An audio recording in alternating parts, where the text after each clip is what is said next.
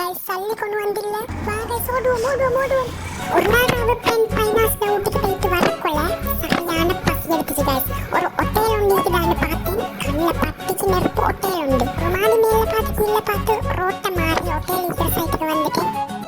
ஒட்டையோட boat கடையோட பேரை எழுதாம கோக்காவை சீலா அஞ்சலிக்கு வெட்டி இருந்துச்சு. கடைசா கடைக்குள்ள போயிட்டு சோப் போடாம கையை கழுவினேன். கடனானா என்னோட செல்ஃபி ஒன்று எடுக்கணும்னு கூப்பிட்டேன். நான் புறவெடுப்போம் அப்படின்னு சொல்லிட்டு முதல்ல சரியான இடம் ஒன்று பார்த்து இருந்து கொண்டேன். இது தானே எங்களுக்கு தந்த சாப்பாட்டு பராட்டாவும் ஸ்லோவா பராட்டாவை பிச்சு போட்டு தின்னுவோம்னு பார்த்தா கைப்பட்டு பிறண்டிச்சு காய்ஸ். தண்ணி கிளாஸ் ஷேப்ல நோண்டி இல்லாம பின்னுக்கு பார்த்தேன். கடைக்காரனுவல் யாரும் என்ன காணல, கொட்டி கட்டி இது கண்டா ஆனா என்ன காணல. நான் பல்ல காட்டி கொண்டு திங்கன் ஷேப்ல பருப்பையை மூட்டி வட்டம் போட்டு ஊற்றி பிறகு கையை கொண்டு வந்து அதை போட்டு நல்லா பிணைஞ்சேன். பராட்டாவை பருப்பில் பெருக்கி எடுத்து அமுக்கினேன் காய்ஸ். ருசி என்ன ருசி, பட்ட ருசி காய்ஸ்.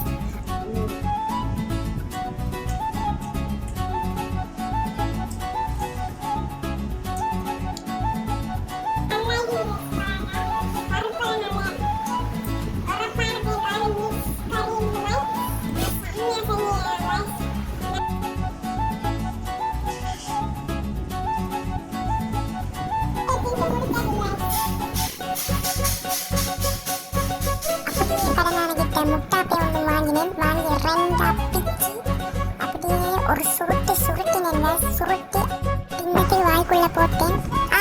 சூடு அது நல்லா சூடாக இருந்துச்சு. எப்படியோ அதை வாயில் போட்டு தின்னுட்டு மற்ற துண்டையும் நானே எடுத்து சுருட்டி அதையும் நானே வாயில் போட்டு தின்னுட்டேன். இன்னைக்கு முட்டாப்பேண்டா வேற லெவல் கைஸ். ருசி என்றா ருசி தான். முட்டையா கோழி முட்டையான்னு தெரியும்.